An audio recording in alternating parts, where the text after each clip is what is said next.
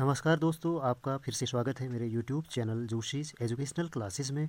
दोस्तों, सहायक अध्यापक एलटी उत्तराखंड में जो हम फर्स्ट पेपर है उसकी एमसीक्यूज़ वाली सीरीज़ स्टार्ट कर रहे हैं दोस्तों। यूनिट फर्स्ट हमने पढ़ दिया, जिसमें मोस्ट एमसीक्यू वो हमने इससे पहली वीडियोज़ में अपलोड कर दिए हैं दोस्तों।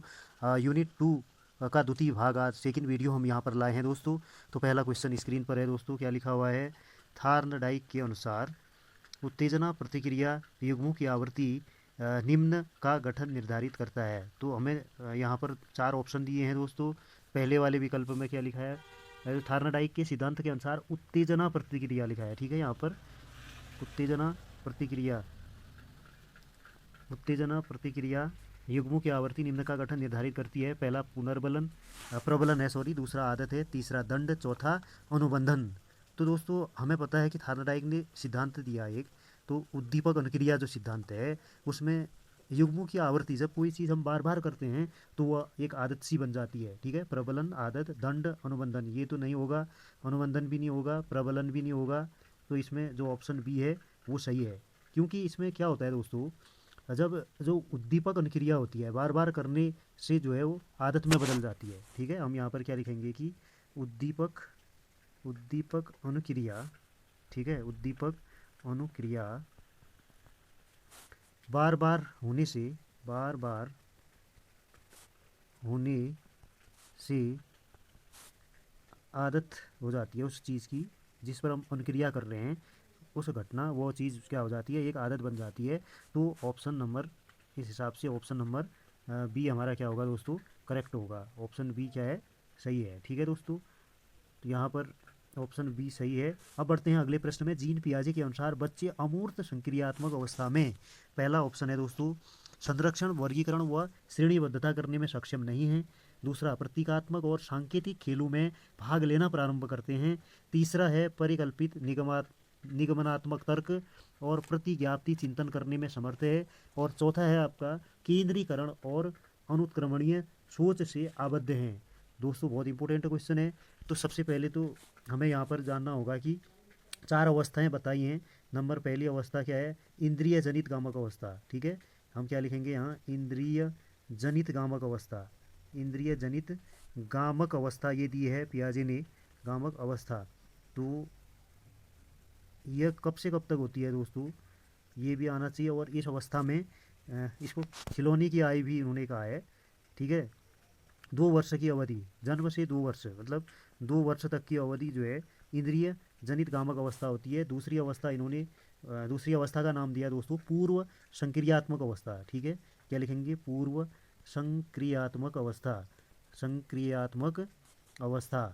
तो पूर्व संक्रियात्मक अवस्था, ये दूसरी अवस्था बताई, 2 से लेकर 7 वर्ष तक। ठीक है, 2 से लेकर 7 वर्ष तक की यह आयु होती है। इसमें बालक क्या करता है, अलग अलग वस्तुओं को पहचानता है, विवेद करता है उसमें।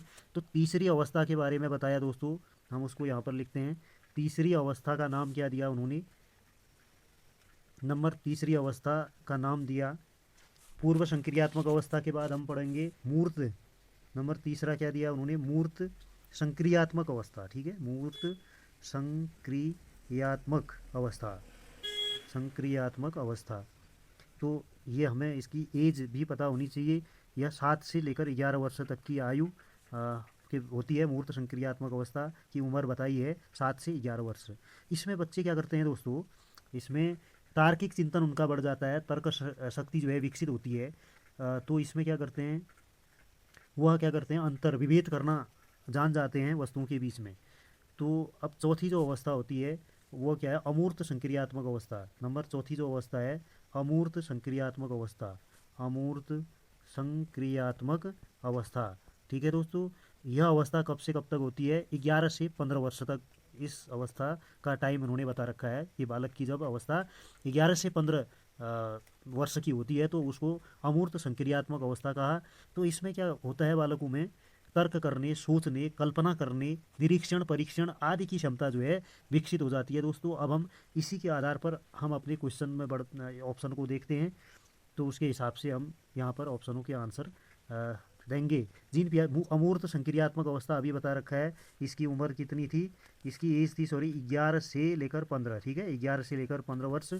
तो इसमें क्या है, संरक्षण वर्गीकरण श्रेणीबद्ध करने में सक्षम नहीं है, ये नहीं होगा। प्रतीकात्मक और सांकेतिक खेलों में भाग लेना प्रारंभ करते हैं, ये भी नहीं होगा। परिकल्पित निगमात्मक तर्क और प्रतिज्ञाप्ति चिंतन करने में समर्थ है, तो ये ऑप्शन सही होगा दोस्तों यहाँ पर उसमें हमने अभी पढ़ा था कि तर्क शक्ति, खोज करना या परीक्षण करना, प्रयोग करना, निष्कर्ष निकालना, तो इस अमूर्त संक्रियात्मक अवस्था में बच्चा सीख लेता है जिसकी आयु कितनी है 11 से 15 वर्ष। तो इस प्रश्न के हिसाब से जो विकल्प होगा वो ऑप्शन सी यहाँ पर क्या होगा दोस्तों, करेक्ट होगा। ठीक है, अब हम बढ़ते हैं अगले प्रश्न में बढ़ते हैं दोस्तों। क्वेश्चन नंबर सेकंड क्या लिखा है, हार्वर्ड गार्डनर के बहुबुद्धि सिद्धांत के अनुसार तार्किक गणितीय बुद्धि वाले एक व्यक्ति की क्या विशेषताएं हो सकती हैं। ठीक है, नाम क्या लिखा है, तार्किक गणितीय बुद्धि वाले व्यक्ति की क्या विशेषताएं हो सकती हैं। तो पहला ऑप्शन है दोस्तों, दृश्य स्थानिक परिवेश को सटीक रूप से ग्रहण करने की योग्यता, ये तो नहीं है।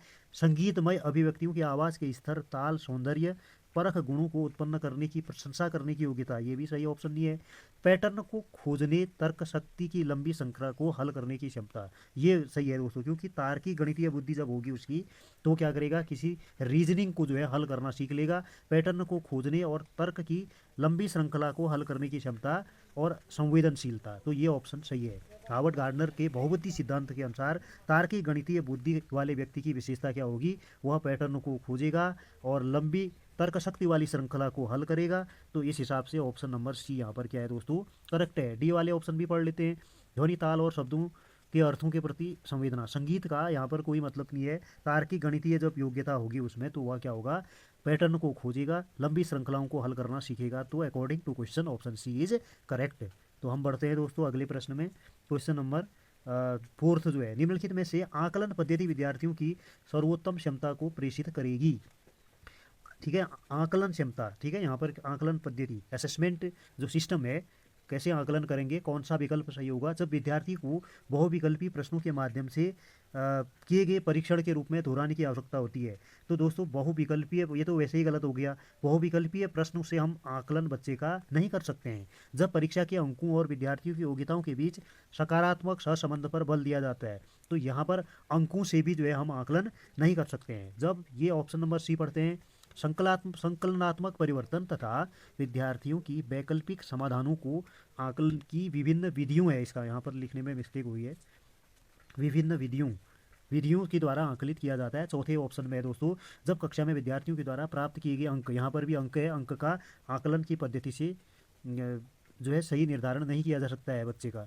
तो ऑप्शन नंबर सी यहाँ पर सही है। क्या लिखा है यहाँ पर, संकलनात्मक विधियों की वैकल्पिक समाधानों की आकलन की विभिन्न विधियों के द्वारा आकलित किया जा सकता है। तो ऑप्शन नंबर सी जो है इस प्रश्न का सही होगा। ठीक है दोस्तों, तो एक बार हम फिर से देखते हैं यहाँ पर। तो यहाँ पर ऑप्शन नंबर सी क्या होगा, सही होगा, संकलनात्मक परिवर्तन। ठीक है, समेटिव असेसमेंट तथा विद्यार्थियों की वैकल्पिक समाधानों को आकलन करने की विभिन्न विधियों के द्वारा आकलित किया जाता है। तो ऑप्शन सी जो होगा करेक्ट होगा इस क्वेश्चन का। अब बढ़ते हैं प्रश्न नंबर 5। ठीक है, यदि किसी बालक की मानसिक आयु 10 वर्ष है, वास्तविक आयु 8 वर्ष है, तो बुद्धि लब्धि होगी। बहुत इंपॉर्टेंट क्वेश्चन है दोस्तों, यह आ सकता है। तो यहाँ पर एक फॉर्मूला होता है आईक्यू का। ठीक है, आईक्यू मतलब बुद्धि लब्धि का जो फॉर्मूला होता है आईक्यू को लेवल चेक करने के लिए एक फॉर्मूला होता है दोस्तों, मानसिक आयु। तो यहाँ पर क्या होता है, मानसिक आयु, इसके अपॉन में बट्टी में क्या होता है, वास्तविक आयु। ठीक है, वास्तविक आयु गुणा 100 होता है, इंटू 100 गुणा 100। तो इस प्रश्न में मानसिक आयु दी है 10 वर्ष, तो हम आईक्यू कैसे निकालेंगे। तो मानसिक आयु 10 वर्ष दी है, वास्तविक आयु 8 है, 8 वर्ष का है वो बालक, 8 आ जाएगा, फिर यहाँ से आ जाएगा गुणा 100। ठीक है दोस्तों, इसको 2 से काटेंगे 4 बार, 2 से काटेंगे 50 बार, फिर 2 से कटेगा 2 बार, 2 से कटेगा 5 बार, फिर 2 से 25 को कैंसिल करेंगे तो 25 5 जा कितना आ जाएगा, 5 इंटू 25 कितना हो जाएगा, 125। 125 जो है उसकी क्या होगी, आईक्यू होगी, बुद्धि। ठीक है दोस्तों, तो ये इसकी भी एक टेबल है दोस्तों, वो भी याद कर लेनी चाहिए। मंद बुद्धि कब होता है, ठीक है, तीव्र बुद्धि, प्रखर बुद्धि, तो ये इसका आईक्यू लेवल कितना आ गया 125। इसका मतलब क्या हुआ कि वो बालक क्या है, उसकी वास्तविक आय 8 वर्ष से है, लेकिन उसका जो उसने क्वेश्चन के आंसर्स कितने दिए, 10 वर्ष के आयु के बालक के बराबर दिए। इसका मतलब उसकी रियल एज कम है और अपने से देखो 2 वर्ष ज़्यादा, 2 क्लास ज़्यादा। अगर क्लास की बात भी करें तो कोई बच्चा अगर 5 में पढ़ता है, 5th क्लास में, वह 8th क्लास वाले बच्चे का आंसर दे रहा है, तो उसका मतलब उसकी आईक्यू लेवल क्या है, अच्छी है, तो उसको तीव्र प्रखर बुद्धि का माना जाएगा। तो ये फॉर्मूला है दोस्तों, यहाँ पर ये क्वेश्चन आएगा, इंपॉर्टेंट है। आईक्यू का फॉर्मूला क्या आएगा, मानसिक आयु, ठीक है, और इसको गुणा 100 बट्टे वास्तविक आयु, तो इसको हल करेंगे तो 125 आईक्यू लेवल आ गया। ठीक है दोस्तों, अब हम जो है बढ़ते हैं अगले प्रश्न की तरफ। ये इंपॉर्टेंट क्वेश्चन था, तो इस क्वेश्चन में जो हमने निकाला अभी 125 आया था, तो यह आंसर हो गया इसका। निम्नलिखित में से किस सिद्धांत का प्रतिपादन अंग्रेज मनोवैज्ञानिक स्पीयरमैन ने 1904 में किया था। यहाँ पर किस होगा, ठीक है, किस सिद्धांत का प्रतिपादन, किस सिद्धांत का प्रतिपादन स्पीयरमैन ने 1904 में किया था। एक कारक सिद्धांत, समूह कारक सिद्धांत, बहुकारक सिद्धांत या द्विकारक सिद्धांत। तो इसका आंसर है द्विकारक सिद्धांत। ऑप्शन नंबर डी क्या होगा दोस्तों, करेक्ट होगा, द्विकारक सिद्धांत, द्विकारक सिद्धांत। ठीक है, ये किसने दिया, स्पीयरमैन ने। कब दिया दोस्तों, 1904 में। इस क्वेश्चन में ही लिखा हुआ है द्विकारक सिद्धांत 1904 में दिया। किसने दिया, स्पीयरमैन ने दिया। ठीक है दोस्तों, हम बढ़ते हैं अब अगले प्रश्न में। प्रश्न नंबर 8वां, एक अन्वेषक RTE, बहुत इंपॉर्टेंट क्वेश्चन है दोस्तों। RTE मतलब शिक्षा के अधिकार अधिनियम 2009 की कार्यान्वयन प्रगति को अभिनिश्चित करने के लिए एक अध्ययन करना चाहता है। तो निम्नलिखित में से कौन सा अनुसंधान उपकरण इस परियोजना के लिए सबसे अधिक उपयुक्त होगा। ठीक है, अधिक उपयुक्त होगा, यहाँ पर परियोजना के लिए क्या होगा, अधिक उपयुक्त होगा। तो आपको ऑप्शन दे रखे हैं, निर्धारण मापनी, प्रश्नावली, परीक्षण, समाजमिति। तो वो क्या कर रहा है कि एक मतलब अन्वेषक जो होता है वो ये क्या कर रहा है कि एक अनुसंधान मतलब अध्ययन करना चाहता है, और जिसमें से कौन सा उपकरण वो चुनेगा। तो उस निर्धारण मापनी सही होगा, या प्रश्नावली विधि को अपनाएगा, या परीक्षण, या समाजमिति। तो ये इसमें दोस्तों प्रश्नावली विधि को अपनाएगा, क्योंकि इसमें क्या होता है, छोटे प्रश्नावली विधि की विशेषता होती है कि इसमें छोटे छोटे प्रश्नों का एक टेस्ट लिया जाता है, और जिससे जो प्रश्नों के द्वारा वांछित सूचनाएं, ठीक है, वांछित सूचनाएं एकत्रित की जाती हैं, वांछित सूचनाएं एकत्रित की जाती हैं, और फिर इन सूचनाओं को प्राप्त करके क्या करता है, अनुसंधान करता है। ठीक है, कौन, अन्वेषक। ठीक है, तो यहाँ पर प्रश्नावली विधि सही होगी। तो बढ़ते हैं दोस्तों अगले प्रश्न की तरफ। क्वेश्चन नंबर 9, निम्नलिखित में से किसके अनुसार मनोविकृति व्यक्तित्व वाले व्यक्ति में क्षीण एकाग्रता, क्षीण स्मृति, क्रूरता का गुण सबसे अधिक होता है।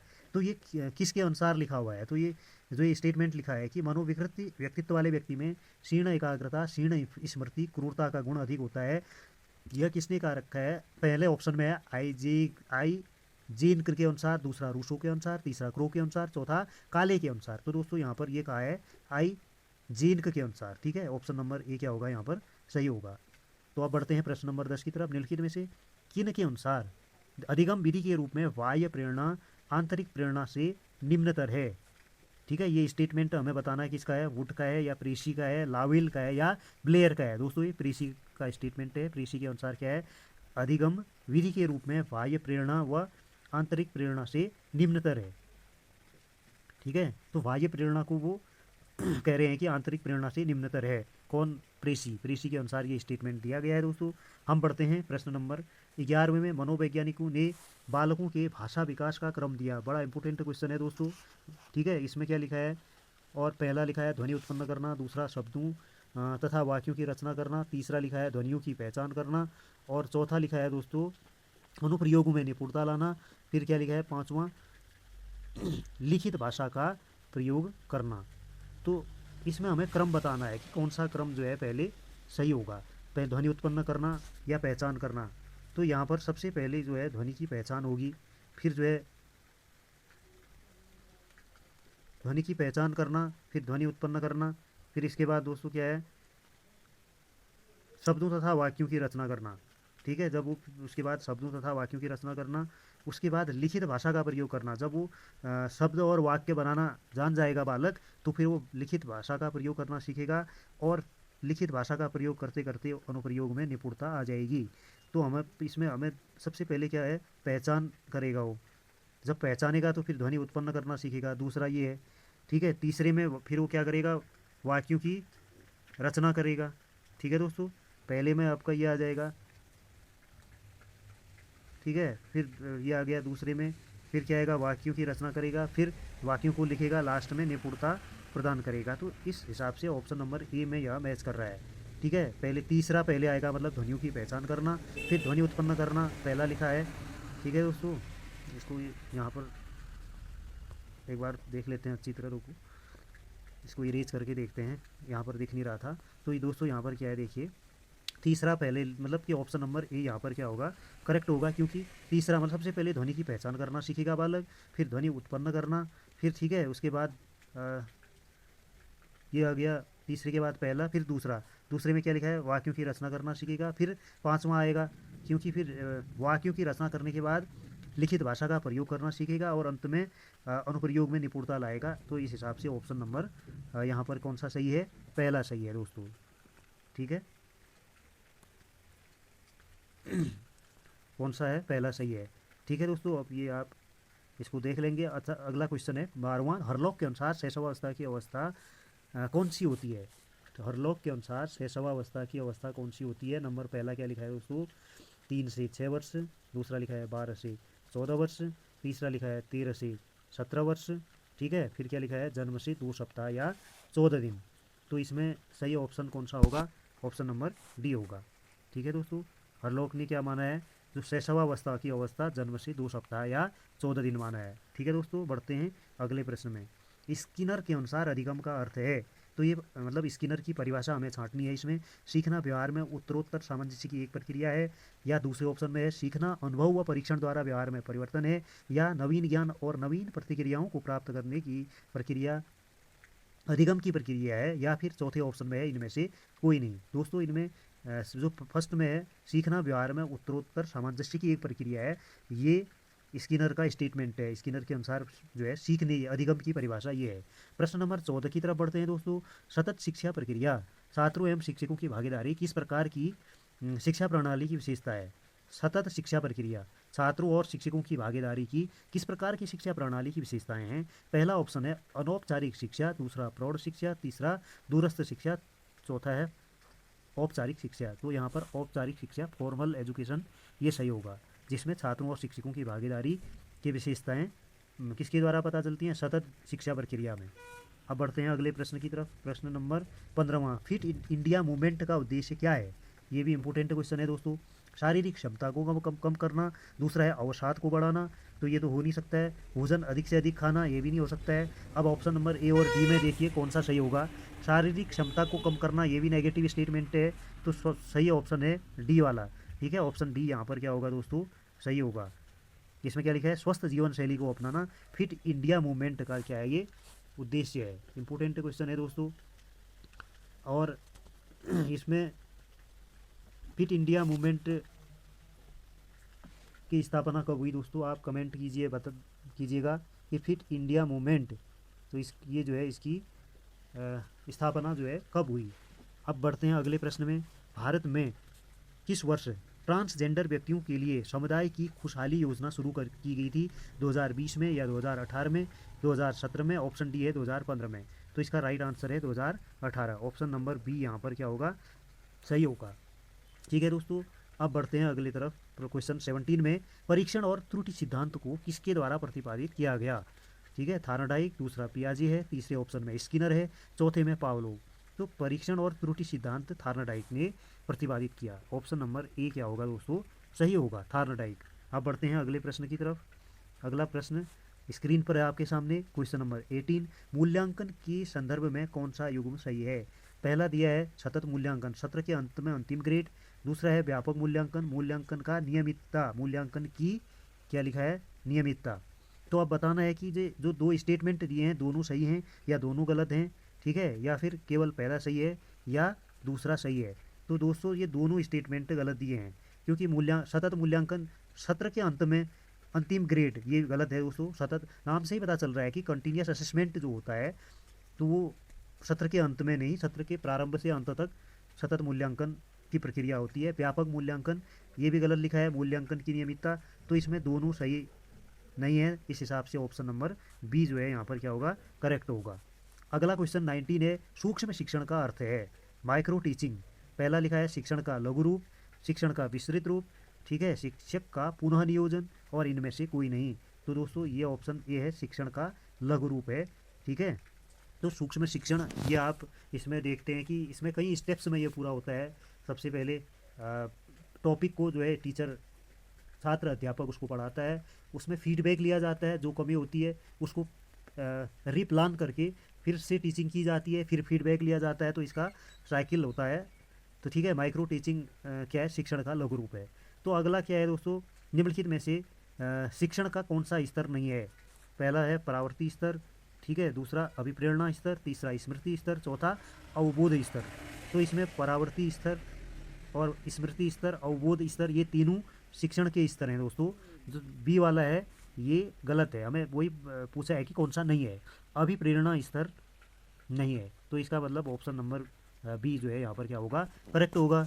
ठीक है दोस्तों, इसी प्रकार कमेंट कीजिएगा कि आपको ये क्वेश्चन कैसे लगे दोस्तों। और इस यूनिट सेकंड के और मोस्ट इम्पोर्टेंट एमसीक्यूज हम नेक्स्ट वीडियो में लाएंगे दोस्तों।